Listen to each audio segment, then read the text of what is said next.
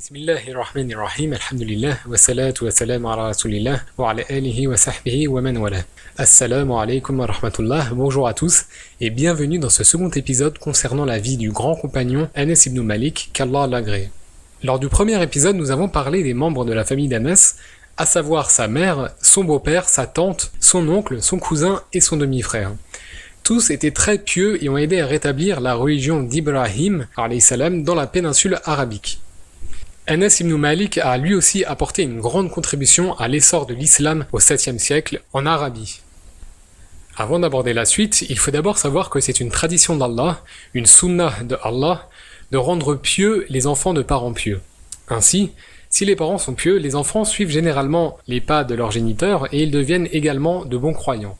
Bien sûr, cela n'est pas une généralité, et même des fils de prophètes se sont avérés être des mécréants, comme l'un des fils de Nuh, alayhi salam.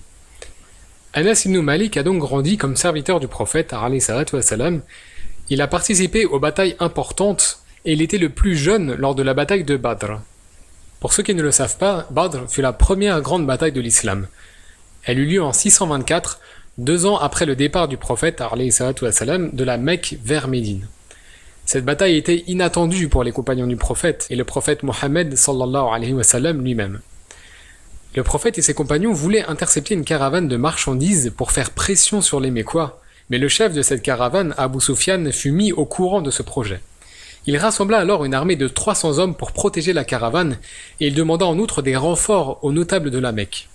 Le chef mécois Abu Jahl réunit donc 600 à 800 soldats pour renforcer ce contingent et il partit retrouver le chef de la caravane Abu Sufyan.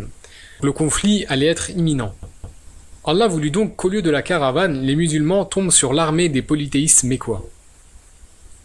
L'armée mécoise était une coalition de diverses tribus, elle était bien préparée et comptait donc 1 millier d'hommes ainsi que de la cavalerie, on parle d'environ 100 cavaliers. Les musulmans de leur côté étaient environ 300, on parle de 313 hommes avec 3 cavaliers et 70 chameaux. Les forces en présence étaient donc très inégales. D'un côté, l'armée des polythéistes était d'environ 1000 hommes. Ils étaient préparés au combat, ils voulaient le combat, et ils avaient en plus une cavalerie conséquente. De l'autre côté, l'armée des musulmans n'était pas préparée, ils avaient seulement prévu d'intercepter un convoi de marchandises. Il coûtait environ 300 hommes légèrement armés avec très peu de cavalerie. D'ailleurs, lorsque les musulmans apprirent que les Mécois avaient dépêché toute une armée contre eux, ils furent vraiment stupéfaits. Ils ne s'attendaient pas à ce qu'une armée soit mobilisée contre eux, ils craignirent alors le pire et ils s'attendaient à une grande épreuve. C'est pour ça qu'ils multiplièrent les invocations envers Allah. On pourrait craindre le pire, mais il ne faut pas oublier qu'Allah a déjà par le passé donné la victoire à celui qui était le plus faible d'apparence, comme lorsqu'il a donné la victoire à l'armée des Israélites menée par Talut, laquelle a gagné contre l'armée menée par Jalut, c'est-à-dire Goliath. Et Jalut, Goliath, a été terrassé par le prophète Daoud, c'est-à-dire David, alayhi salam. Et c'est ce qu'on peut lire dans la 2e sourate du Coran. Là encore, la bataille de Badr fut une victoire pour l'armée la plus faible d'apparence. Allah aida l'armée musulmane en leur donnant du courage et en envoyant pour eux 3000 anges en renfort, comme l'indique le 124e verset de la 3e sourate. Les musulmans parvinrent donc à gagner cette bataille. Ils tuèrent environ 70 polythéistes et en firent 70 autres prisonniers, tandis que les musulmans perdirent 14 hommes. Ce fut vraiment une victoire miraculeuse, car il y avait 3 polythéistes pour un seul musulman, et les polythéistes étaient mieux préparés. Par ailleurs, il n'y a pas de topologie géographique spéciale qui puisse justifier cette victoire des musulmans, étant donné que les soldats ont combattu au corps à corps, visiblement sans combat à distance. Ce fut en tout cas une victoire éclatante pour les musulmans, et cette victoire fut une grande secousse pour les polythéistes de la Mecque. D'autant plus que des personnalités importantes ont été tuées à cette occasion, notamment les ennemis les plus cruels de l'islam, à savoir Abu Jahl, Utba ibn Rabi'ah, Umayya ibn Khalaf ou encore Uqba. Anas ibn Malik était présent au puits de Badr. Toutefois, il n'a pas combattu lors de cette bataille. Il est en effet venu comme serviteur du prophète, alayhi salatu wa salam, et il n'était pas autorisé à combattre car il était âgé de 11 ans et demi ou 12 ans. Or, l'âge minimum pour combattre était de 14 ans. Pour cette raison, Anas n'est pas considéré comme étant un Badri à part entière, mais il est un témoin de Badr. Or, on sait que les Badrioun, les gens qui ont combattu à Badr, parmi les compagnons, ont un statut très élevé, un statut exceptionnel, et le plus haut statut derrière les 10 promis au paradis. En effet, il y a une classification des compagnons selon leur mérite, et les compagnons qui ont combattu pour l'islam au premier temps ne sont pas égaux à ceux qui ont embrassé l'islam plus tard, après la conquête de la Mecque. Anas est donc dans une catégorie liée au Badriyun, c'est un Shahida Badra. Il était présent au champ de bataille, mais il n'a pas combattu. En revanche, en grandissant, Anas a pu participer aux autres batailles en compagnie du prophète, alayhi salatu wassalam. Quelle fut l'attitude du prophète, alayhi salatu wassalam, envers son serviteur Anas? Ce dernier nous a décrit cette attitude et il a dit « J'ai été au service du prophète pendant 10 ans, et par Allah, il ne m'a jamais frappé, il ne m'a jamais réprimandé, et il ne m'a jamais parlé durement. » Ce hadith est assez impressionnant parce que aucun parent ne peut faire cela avec ses propres enfants. Alors imaginez avec quelqu'un qui n'est pas de votre famille. Or, notre prophète, alayhi salatu wassalam, n'a jamais montré d'animosité envers Anas ibn Malik, et il ne l'a jamais frappé une seule fois. Alors qu'à l'époque, frapper un enfant pour le discipliner, c'était une norme, tout le monde le faisait. Et le prophète, sallallahu alayhi wa sallam, était aussi joueur avec lui. Anas narre ainsi, « Une fois le prophète m'a envoyé faire une corvée, et je n'en avais pas vraiment envie. En chemin, j'ai trouvé des enfants en train de jouer, et j'ai commencé à jouer avec eux. » Anas avait une dizaine d'années à l'époque, donc on peut comprendre cette attitude. Et comme Anas ne revenait pas, le prophète alayhi sallam est sorti. Et là, il a vu Anas qui jouait avec les enfants.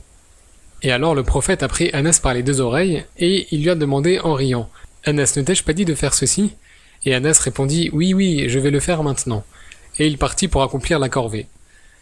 Et à partir de ce moment, il était parfois surnommé « Dhul Udhunayn », ce qui signifie « celui aux 2 oreilles », parce que le prophète alayhi sallam l'avait pris par les 2 oreilles. Donc le prophète alayhi sallam a fait cela gentiment, il ne l'a pas réprimandé ou frappé, et ce n'était pas quelque chose pour lui faire mal. Donc on constate ici sa gentillesse encore une fois envers les enfants, et envers son serviteur Anas en particulier. Car en effet, le prophète alayhi salatu wassalam aurait très bien pu s'énerver et réprimander Anas parce qu'il tardait à revenir. Nous avons un autre hadith qui est célèbre et qui est très intéressant. Anas rapporte qu'il a dit au prophète alayhi salatu wassalam « Ô messager d'Allah, je suis ton Khuwaydim, ton petit servant. Ishfar li, fais shafa'a pour moi. » Donc ce qui veut dire « intercède en ma faveur au jour du jugement ». Et le prophète lui répondit « Assurément je le ferai ». Et Anas lui demanda alors « Mais où vais-je te trouver Yawm al-Qiyamah? Où vais-je te trouver au jour du jugement ?» Et ça c'est un hadith qui est vraiment instructif, et on trouve ce hadith dans At-Tirmidhi et d'autres.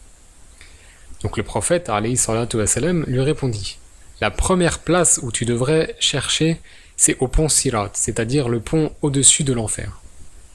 Si tu ne m'y trouves pas, essaye voir au Mizan, c'est-à-dire à la balance. Et si tu ne m'y trouves pas encore, alors regarde au Haud, c'est-à-dire au bassin, car c'est sûr que tu me trouveras à l'un de ces 3 endroits. » C'est un beau hadith qui montre que Anas veut être proche du prophète alayhi salatu wassalam et être à ses côtés au jour du jugement.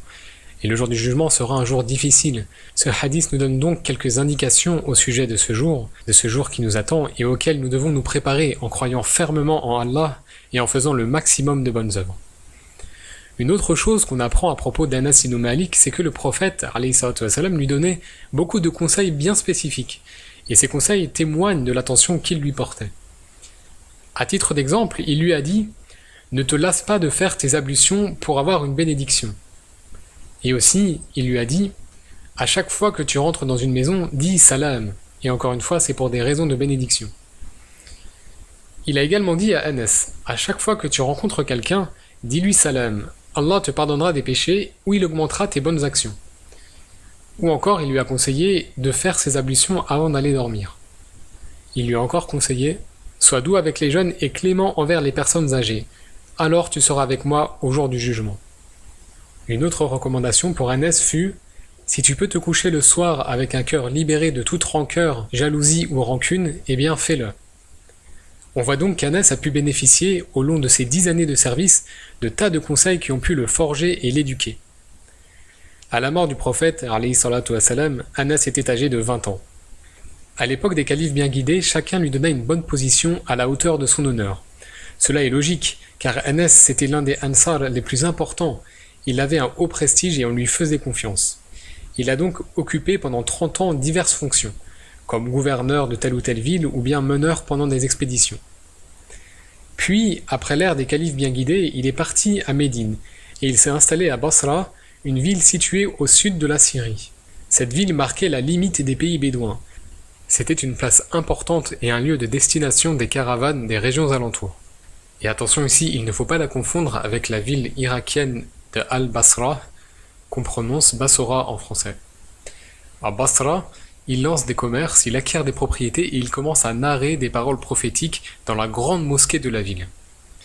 Anas ibn Malik radiyallahu anhu va vivre une longue vie et étant donné ses connaissances approfondies et son prestige, de grandes assemblées vont se réunir autour de lui et beaucoup de gens vinrent le rencontrer pour bénéficier de son savoir. Il a ainsi enseigné aux plus grands de la génération des successeurs comme Ibn Shihab az-Zuhri et Mohammed ibn Sirin qui sont deux figures très importantes. Ces deux savants furent donc des élèves d'Anas ibn Malik. Anas était connu pour faire de longues prières, à tel point que ses pieds gonflaient et saignaient, comme cela était le cas pour le prophète alayhi salatu wassalam. À ce propos, on a des narrations, notamment celle de Jabir ibn Abdallah, anhu, qui fait état que personne ne faisait la prière d'une façon aussi proche de celle du prophète que Anas ibn Malik. Ce qui paraît logique, étant donné que Anas a passé beaucoup de temps avec le prophète pendant sa jeunesse. De longues années après la mort du prophète, sallallahu alayhi wa sallam, après la mort des califes bien guidés, la guerre civile éclata entre les Omeyyades et le camp de Ali ibn Abu Talib anhu, vers 660, et Anas ne s'impliqua pas dans ces luttes. Plus tard, la deuxième fitna éclata en 680. Ce fut la deuxième guerre civile. Cette fois, elle opposa les Omeyyades, représentés d'abord par Yazid, le fils de Muawiyah, et ensuite par Marwan ibn al-Hakam en 683, et un an après par le fils de Marwan, qui était Abd al-Malik, donc Abd al-Malik ibn Marwan. En face des Omeyyades, on avait le camp du compagnon du prophète alayhi salatu wassalam, qui était Abdallah ibn az-Zubayr anhu, qui fut le fils de Asma, donc la fille de Abu Bakr anhu, et de Az-Zubayr. Le compagnon Abdallah ibn az-Zubayr était à Médine et s'était autoproclamé commandeur des croyants, et il contrôlait la région du Hijaz, donc cela représente une partie de l'Arabie Saoudite aujourd'hui. Il refusait la légitimité de Yazid, ce qui est logique étant donné la brutalité et la sauvagerie de ce dernier. Abdallah ibn az-Zubayr avait pris un certain ascendant, il avait rallié la population locale et d'autres régions autour de lui, et plusieurs compagnons lui avaient offert leur soutien. Ainsi, dans cette optique de rallier des soutiens, Abdallah ibn az-Zubayr a contacté Anas ibn Malik et l'a invité à revenir à Médine. Anas ibn Malik considérait avec raison que Abdallah ibn az-Zubayr était la meilleure personne à suivre plutôt que les Omeyyades. Et il retourna alors au Hijaz et s'installa pendant un certain temps là-bas. Mais alors le détestable gouverneur Al-Hajjaj ibn Yusuf attaqua. Notons que Al-Hajjaj ibn Yusuf était une des pires figures des décennies suivant la mort du prophète Mohammed alayhi salatu wassalam. Le savant Ibn Taymiyyah a dit à son propos qu'il n'était pas plus tyrannique que n'importe quel autre tyran, mais son crime est que sa tyrannie s'est abattue contre les compagnons du prophète alayhi salatu wassalam, et donc il combattait et tuait les meilleurs des hommes, ce qui rend donc ses actes gravissimes et le rend encore un des pires parmi les pires. Al-Hajjaj n'est jamais devenu calife. C'était un politicien et un général qui travaillait pour les intérêts des Omeyyades. Il n'avait pas de principes moraux, il voulait juste gagner les batailles et obtenir la récompense du pouvoir. Militairement, c'était quelqu'un de très doué, de très rusé, il était brutal, sans scrupules et sans pitié. C'est exactement l'homme dont avait besoin le pouvoir tyrannique, et les pouvoirs tyranniques ont besoin de ce type de personnes qui n'ont aucun état d'âme.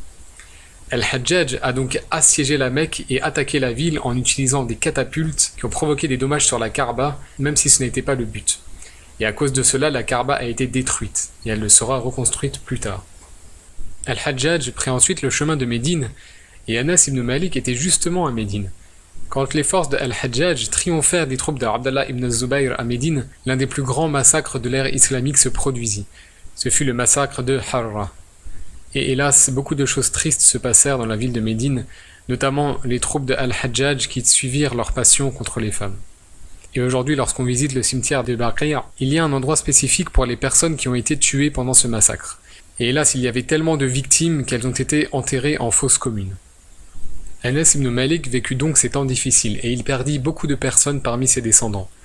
On sait qu'Anas a eu beaucoup d'enfants, comme le laissait présager l'invocation du prophète, alayhi salatu wassalam, et apparemment il ne connaissait pas le nombre exact de ses petits-enfants et arrière-petits-enfants, tellement ils étaient nombreux. Anas a mentionné cette tragédie qui l'a touché directement. Et il a dit « Un de mes enfants m'a informé que plus de 100 personnes parmi mes descendants ont été tuées dans le massacre de Harra, lorsque Al-Hajjaj et son armée entrèrent à Médine. » On voit donc qu'il perdit une centaine de descendants à Médine, ce qui donne une indication sur sa progéniture, et il faut savoir qu'Anas avait aussi d'autres personnes de sa descendance à Basra et à la Mecque. Pour revenir sur l'invasion de Médine, il faut savoir que Al-Hajjaj ibn Yusuf, le général sanguinaire, était très remonté contre Anas ibn Malik, car il avait quitté Basra et il avait donné son support au camp adverse.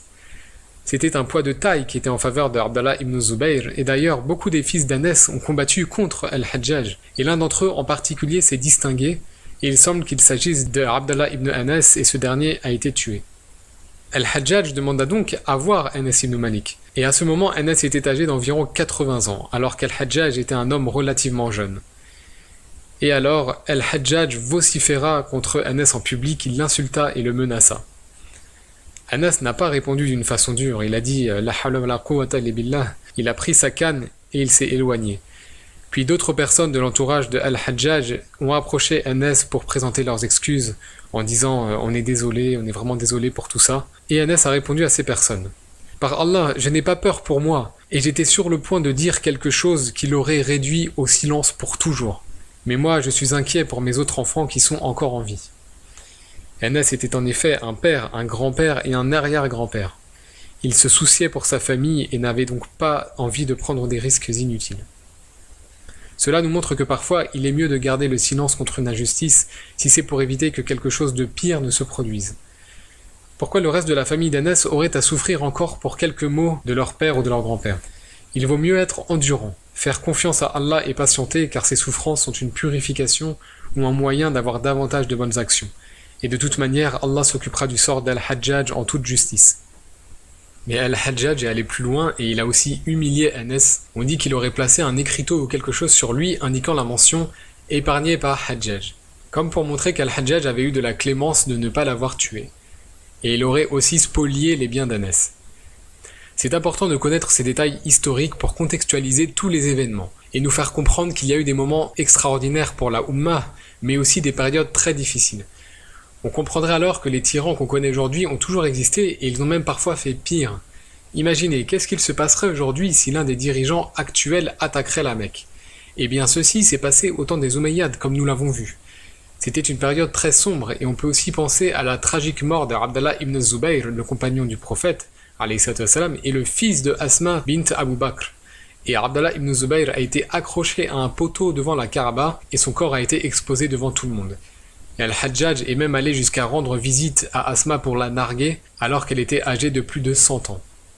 Ces histoires sont vraiment tragiques, et ici on a vu qu'Al-Hajjaj s'est moqué de Anas ibn Malik. Donc ce dernier écrivit une lettre au 5e calife Omeyyade, Abd al-Malik ibn Marwan, une lettre très sévère et très triste. Dans cette lettre, il écrivit ceci. Si un des chrétiens avait été en contact avec un des serviteurs de Isa, de Jésus, alayhi salam, il l'aurait traité avec un immense respect. Or moi, j'ai servi le prophète alayhi salatu wassalam pendant 10 ans, et ton gouverneur m'a traité de façon méprisable. Et là, il mentionna toutes les vexations que lui avait infligées Al-Hajjaj. Donc ici, il voulait interpeller le calife, en faisant le parallèle avec les chrétiens et en dressant un contraste vis-à-vis de la Ummah. Hélas, personne ne prit la défense d'Anas à Médine, car c'est Al-Hajjaj qui était en face, et c'était risquer sa vie si on s'opposait à son commandement. Alors en réaction, Abd al-Malik ibn Marwan écrivit une lettre très dure à Al-Hajjaj ibn Yusuf, en lui disant « Comment as-tu osé faire ceci ?» Et il lui a donc enjoint de présenter ses excuses à Anas ibn Malik. Alors Hajjaj obéit, mais ses excuses étaient affectées et dites de façon sarcastique, et Hajjaj faisait les éloges de lui-même. Extérieurement toutefois, on peut dire qu'il est allé voir Anas pour lui présenter ses excuses, même si cela manquait bien évidemment de sincérité. Après la fin de toutes ces fitanes, de tous ces troubles, Anas retourna à la ville de Basra où il avait des propriétés et de la famille, et il y vécut la fin de sa vie. C'était l'un des sahaba les plus riches, et on disait que lorsque Anas ramassait une pierre, il trouvait en dessous une pièce d'1 dinar. C'est une façon de dire qu'il avait du succès dans tout ce qu'il entreprenait. Quoi qu'il fasse, il y avait de la baraka dedans, Et cela coïncide encore avec l'invocation du prophète alayhi salatu wassalam. Ainsi, tous les entrepreneurs et les commerçants voulaient s'associer à lui afin qu'il soit un partenaire de leur projet, sans qu'il soit toutefois vraiment un participant actif. Le but, c'était que leur projet bénéficie de sa baraka. Et Anas n'avait rien à investir, mais il gagnait des dividendes de ses projets. C'est une des raisons de l'immense richesse d'Anas ibn Malik, radiyallahu anhu. Il avait des propriétés et des jardins à Basra, et les livres d'histoire mentionnent que ces jardins connaissaient des récoltes 2 fois en une année, ce qui n'est pas normal d'un point de vue biologique. Ainsi, au lieu de donner des fruits 1 fois par an, les arbres d'Anas donnaient les fruits 2 fois dans l'année. Et c'était aussi des jardins dans lesquels les habitants aimaient se promener, parce qu'il y avait les meilleures fragrances, les meilleurs parfums. On l'a vu, Anas ibn Malik était connu pour ses prières très longues. À la fin de sa vie, il devint aveugle. Comme beaucoup de personnes à cette époque, la vieillesse s'accompagnait parfois de la perte de la vue. Néanmoins, Anas continuait, malgré sa cécité, à faire de longues prières. Anas ibn Malik décéda en l'an 93 de l'Hégire, soit en l'an 715 du calendrier grégorien. Il décéda donc dans la ville de Basra à l'âge de 103 ans. Il fut le dernier des Sahaba à mourir à Basra et il fut le dernier des grands Sahaba à mourir. En fait, il y a quelques Sahaba qui sont morts après lui, mais Anas ibn Malik c'était le dernier des plus célèbres compagnons à décéder. 83 ans après la mort du prophète, alayhi salatu wassalam, il n'y avait quasiment plus personne de vivant parmi les compagnons. Tous les grands compagnons que l'on connaît étaient déjà partis à l'heure de la mort d'Anas. Le dernier compagnon est mort en l'an 110 de l'Hégire. Cet âge avancé d'Anas n'est pas une coïncidence. Le prophète sallallahu alayhi wa sallam avait fait une invocation pour qu'Anas ait une longue vie. Ce fait ne devrait donc pas nous surprendre. Tout ce que le prophète a demandé dans son invocation s'est réalisé dans la vie terrestre d'Anas, et nul doute que ce qui a été demandé pour l'au-delà se réalisera également.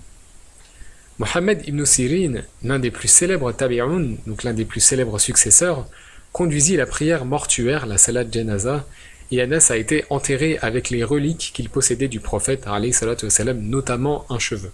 Il avait dit à son fils donc de mettre ce cheveu dans sa bouche quand il rendrait l'âme, et tout cela c'est halal, c'est autorisé, ce n'est pas de l'adoration, c'est simplement une recherche de bénédiction.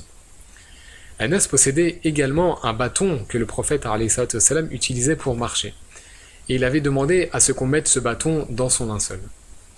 Anas a également été enterré avec un qamis spécial. Peut-être que c'était un qamis qui avait été porté par le prophète sallallahu alayhi wa sallam.